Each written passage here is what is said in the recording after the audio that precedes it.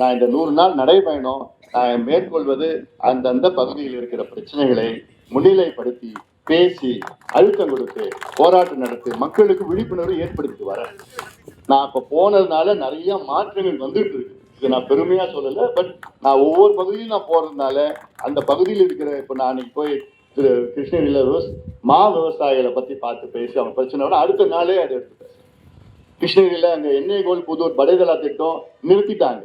நான் போய் கலெக்டர் சொன்னேன், கலெக்டர் அடுத்த வாரம் நானே மறியல் பண்ணுவேன்னு சொன்னோன்னே அடுத்த நாள் திட்டத்தை ஆரம்பிச்சேன்.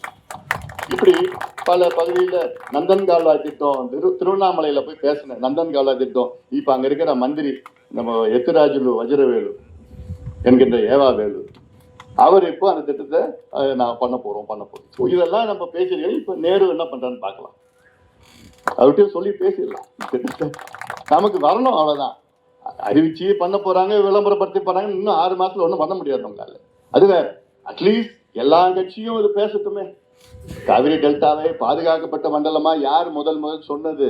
நான் தான் சொன்னேன். 2015 இந்த வார்த்தையே முதல்ல சொன்னவன் நான் தான். அது கொண்டு அழுத்தம் கொடுத்து என் தேர்தல் அறிக்கையில அறிவிச்சு பிரச்சாரத்தின் பொழுது சொல்லி இதை பாதுகாக்கணும். அந்த மண்டல டெல்டா பகுதியை என்ன ONGC, methane, ethane, shale gas எல்லாம் போய் அது எடுக்கக்கூடாது. அது சோறு போடுற மண்ணு சோறுக்கு மட்டும்தான் பயன்படும் அப்படின்னு சொல்லி சட்டத்தை எடப்பாடி பழனிசாமி கொண்டு வர செஞ்சேன். 10 முறை பார்த்தேன் நான். அவரை 10 முறை பார்த்து கடைசியில் நான் பார்க்குறப்போ இது பண்ணுங்க, வரலாற்று உங்க பேரு காலங்காலமா இருக்கும் அப்படிலாம் கன்வின்ஸ் பண்ணி அப்புறம் தான் நான் சட்டத்தை கொண்டு வந்தேன். அப்போ இதெல்லாம் நம்ம செய்ய வச்சிருக்கிறோம் விவசாயத்துக்காக. இதெல்லாம் நம்ம மனசுல வச்சுங்க. அதனால உங்களுடன் நான் இருக்கிறேன். நான் உறுதியா இருக்கிறேன். பாட்டாளி கட்சி என்னைக்குமே உங்க கூட உறுதியா இருக்கும், உறுதுணையா இருக்கும். வேற எந்தெந்த பிரச்சனை இருந்தாலும் என்கிட்ட சொல்லுங்க. நாங்க இருக்கிறோம், உங்களுக்காக நாங்கள் இருக்கிறோம். நாம் எல்லோரும் ஒன்று சேர்ந்து நாம் அணுகுவோம், போராடுவோம், வெல்வோம், வெற்றி பெறுவோம். விவசாயிகளை காப்பாற்றுவோம். நன்றி. ஏன் கணக்கெடுப்பு நடத்தணும்? இப்ப பேரு சாதிவாரி, நீங்க சமூக நீதி கணக்கெடுப்புன்னு பேரை கூட மாற்றி வச்சுக்கலாம். இது ஏதோ தனிப்பட்ட சாதி பிரச்சனை கிடையாது. தமிழ்நாட்டுல 2 கோடி குடும்பம் இருக்கு.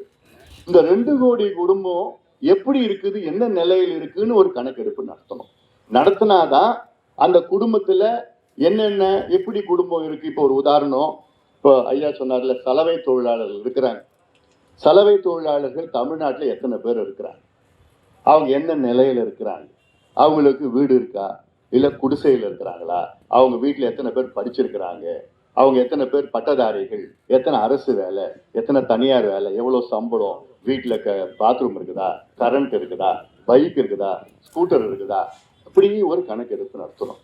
இப்போ நீங்க 2 கோடி குடும்பம் கணக்கெடுப்பு நடத்தினீங்கன்னா அந்த குடும்பத்துல முதல்ல நீங்க கேட்க வேண்டியது எத்தனை பேர் இருக்கீங்க அந்த குடும்பத்துல.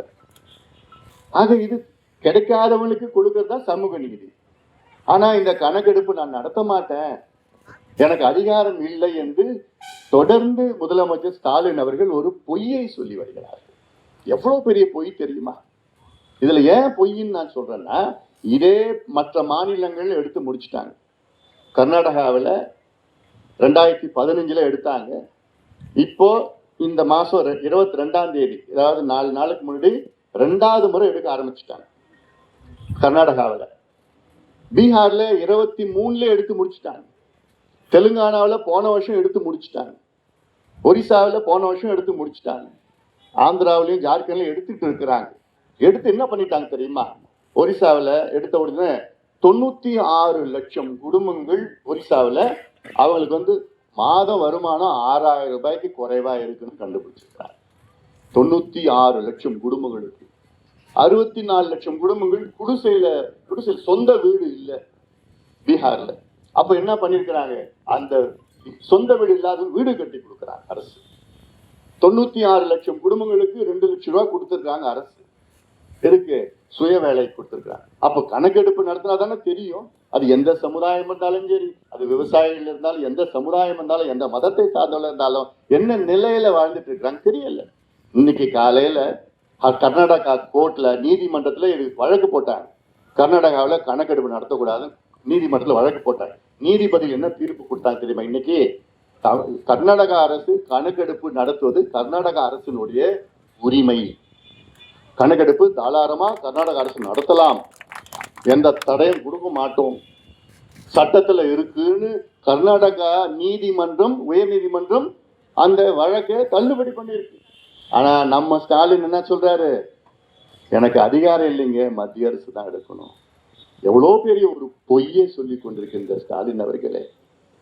இன்னைக்கு கர்நாடக அரசு தீர்ப்பு வழங்கி இருக்குது. என்னன்னு, மத்திய அரசு இல்ல மாநில அரசு எடுக்கலான்னு தீர்ப்பு வழங்கி இருக்குது. இதுக்கு பதில் என்ன சொல்ல போறாரு ஸ்டாலின் அவர்கள்? இந்தியாவில் பஞ்சாயத்து தலைவருக்கு கூட கணக்கெடுப்பு நடத்த அதிகாரம் இருக்கிறது. பஞ்சாயத்து தலைவர் கூட இருக்கு. ஆனா நமக்கு ஸ்டாலின் முதலமைச்சர் மட்டும் இல்லையா? எங்கே போய் சொல்றது? எவ்வளோ ஒரு மோசடி இது.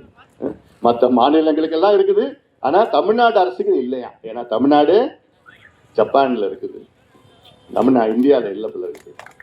அப்போ இதுதான் நீங்க புரிஞ்சுக்கணும். புரிஞ்சு நாம் எல்லோரும் ஒன்று சேர்வோம். ஒன்று சேர்ந்து இந்த சமூக அநீதியை நாம் எல்லாரும் நிச்சயமா நாங்க பண்றோம். ஆனா இவங்க கிட்ட பேசி பிரயோஜனம் கிடையாது. இன்னொரு 6 மாசத்துல ஒரு மாற்றத்தை கொண்டு வாங்க. உங்களுக்கு என்ன வேணுமோ நான் பாண்டு பேப்பர்ல எழுதி கொடுக்குறேன். உங்களுக்கு என்ன வேணுமோன்னு எல்லாத்தையும் நான் நிறைவேற்றுறேன். அதற்காக தான் நான் இருக்கிறேன். விவசாயிகள் என்னுடைய கடவுளா நான் பார்க்கிறேன். நாம் எல்லோரும் ஒன்றிணைவோம், வெல்வோம், நாம் உரிமைகளை நாம் மீட்டெடுப்போம். நன்றி. செய்திகளை உடனுக்குடன் தெரிந்து கொள்ள கீழ்கண்ட கேபிள் மற்றும் டிடிஹெச் நெட்வொர்க்குகளில் எம்நாடு செய்தி தொலைக்காட்சியை காணுங்கள். பாதகம் செய்பவரை கண்டால் நாம் பயம் கொள்ளலாகாது பாப்பா. மோதி மிதித்து விடு பாப்பா, அவர் முகத்தில் உமிழ்ந்து விடு பாப்பா. அண்மை செய்திகளை உடனுக்குடன் தெரிந்து கொள்ள இணைந்திருங்கள் எம்நாடு தொலைக்காட்சியுடன்.